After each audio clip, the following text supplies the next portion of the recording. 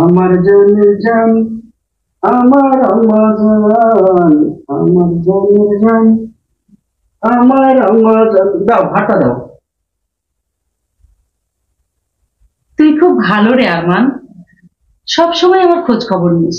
কি যে বলো মা, আমি তোমার ছেলে না? আর দুজনে তো আমার ছেলে আছে, তাদেরও তো আমি গর্ভে ধারণ করেছি, কিন্তু সেই যে আমাদের ছেড়ে বিদেশ চলে গেল, মার খোঁজটি পর্যন্ত নিল না। তো তাতে কি হয়েছে মা, আমি তো আছি।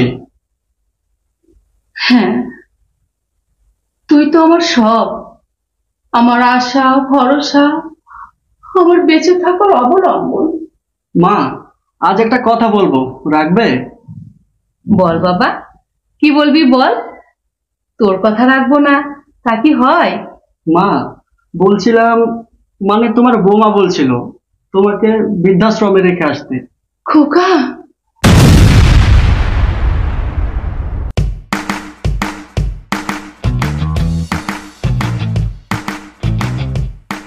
দেখো মা, তোমার বয়স হয়েছে, তোমার দেখাশোনা আমরা ঠিক মতো করতে পারছি না।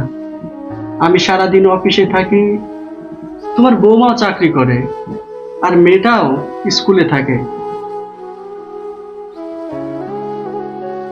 তাই তোমার বৌমা বলছিল একা একা মায়ের খুব কষ্ট হয়, মাকে বৃদ্ধাশ্রমে রেখে আসলে তার সমবয়সী অনেককে পাবে, তাদের সঙ্গে গল্প করে কথা বলে মায়ের সময় পার হয়ে যাবে। আর আশ্রমটাও অনেক সুন্দর, নদীর ধারে।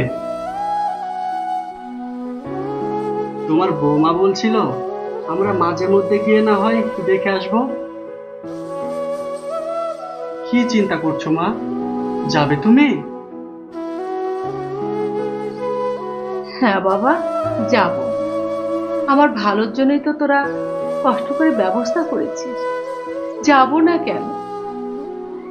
তাহলে মা, কালকে আমরা যাচ্ছি। দেখ, যেটা ভালো মনে করিস। ঠিক আছে মা।